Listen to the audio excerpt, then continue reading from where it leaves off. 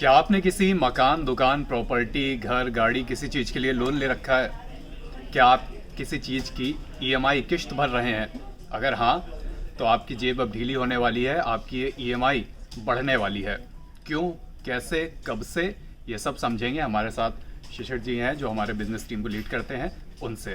Sir, क्या है RBI का फैसला और इसका क्या इम्पैक्ट रहेगा और कब से रहेगा? रिजर्व बैंक ने आज ही अभी थोड़ी देर पहले रिजर्व बैंक के गवर्नर शक्तिकांत दास ने रेपो रेट में बढ़ोतरी की घोषणा की। अभी तक रेपो रेट 4% पर था, इसको बढ़ा के 4.4% कर दिया गया है। दैट मीन्स कि 40 बेसिस पॉइंट की बढ़ोतरी। आप रेपो रेट का प्रभाव आपके ऊपर क्या पड़ेगा, इसे समझने से पहले आपको समझना पड़ेगा कि रेपो रेट होता क्या है। दरअसल बैंक अपने खर्चे चलाने के लिए अपनी बची हुई जितनी ज़रूरत बढ़ गई उसको पूरा करने के लिए रिजर्व बैंक से जो पैसे लेती है उस पर जो रेट ऑफ इंटरेस्ट लगता है उसको रेपो रेट कहते हैं।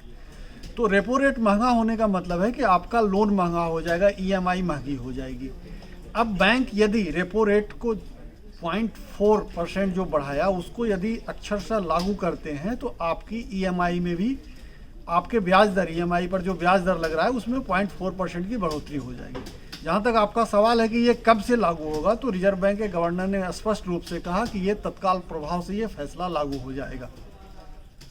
अच्छा, एक दूसरी चीज़ जो सर इसमें है कि जिन्होंने अब तक लोन पास करा रखे हैं या जिनका प्रोसेस पेंडिंग है, उनके लिए क्या प्रोसीजर है? जिनकी मान लीजिए मैं हूँ, मैंने कोई लोन ले रखा है, मेरा प्रोसेस में है, अभी अप्रूव नहीं हुआ है, तो मेरे लिए पुरानी ब्याज दर ही रहेगी या अब नहीं? नहीं, ये निर्भर करता है कि बैंक किस तारीख को आपका लोन डिसबर्स करता है। अभी रिजर्व बैंक ने फैसला लिया, रिजर्व बैंक की तरफ से ये ओके हो गया, हरी झंडी मिल गई, लेकिन बैंक उसको कब से लागू करते हैं ये बैंक को नोटिफिकेशन निकालना होगा। बैंक को कहना होगा कि मैं कब से इस नए ब्याज दर को लागू कर रहा हूँ। जिस दिन से नया ब्याज दर लागू होगा उसके बाद यदि आपका लोन मंजूर होता है तो आपको नए ब्याज दर पर लोन मिलेगा। अच्छा, इसमें एक आता है कि आपका पहले से चल रहा है लोन, पहले से चल रहा है ईएमआई, तो उस पर क्या होगा। तो आपको पता होना चाहिए कि अब bank fixed rate of interest पर कोई लोन नहीं देती। आप जैसे ही लोन लेते हैं उसमें एक ये भी क्लॉज होता है कि जैसे ही रिजर्व बैंक के निर्देशानुसार ब्याज दर में या तो कमी होगी या बेशी होगी, तो आपके ब्याज दर में भी उसी हिसाब से कमी बेशी हो जाएगी। और अगर एक एग्जांपल के जरिए हमको समझा सकें कि अगर आपका इतना लोन है तो अब आपकी किस्त इतनी बढ़ जाएगी। मैं इसे एक आसान उदाहरण से समझा देता हूँ कि यदि आपका 50 लाख का लोन चल रहा है, कहीं होम लोन 50 लाख रुपए का चल रहा है, तो आपके ईएमआई में हर महीने 1196 रुपये की बढ़ोतरी हो जाएगी।